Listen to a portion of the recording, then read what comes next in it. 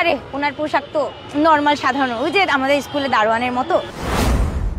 আমার কাছে এগুলো পুলিশ মনে হচ্ছে না, দেখা যায় দারোয়ানের মতন। এই দারোয়ান দেখে তো আমাদের কোনো আশাও না যায়ও না। পুলিশের ওই রকম একটা ভয় ছিল, এখন আর সেটা পাবে না।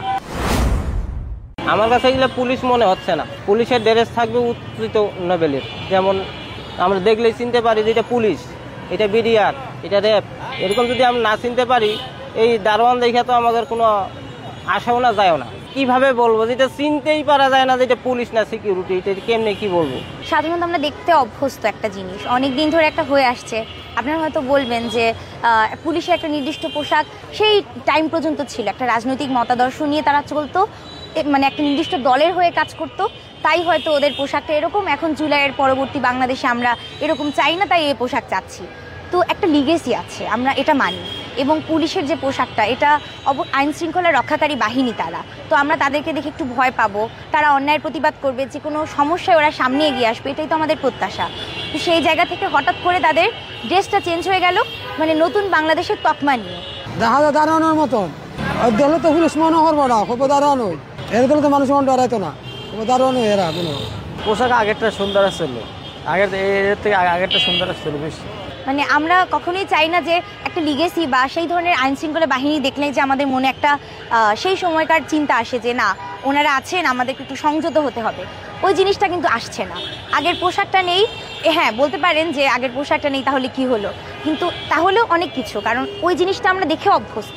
পুলিশ বলে এটা ই করা যায় না। এটাতে ধরেন যে অনেক রকম বিভ্রান্ত সৃষ্টি হবে। কোনো বাড়িতে এরকম পুলিশের ফুল টুল লাগাইয়া, এরকম তো বিগত দিনে অনেক ঘটছে। এখন বর্তমানে এটাতে আরও বেশি পুলিশের বদনাম এমনিও হয়েছে, আরও হবে এই ড্রেসে। যে কোথাও যে কারো ধরে বসবে, বলবে আমি পুলিশ, ওয়ারলেস একটা থাকবে, যেমনিভাবে পাবে, পরে এটার মামলা তদন্ততে দেখা গেল যে এটা পুলিশ না।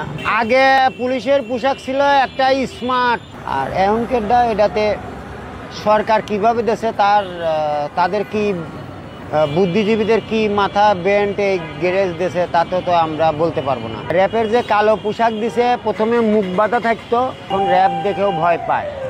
পুলিশের ওই রকম একটা ভয় ছিল, এখন আর সেটা পাবে না।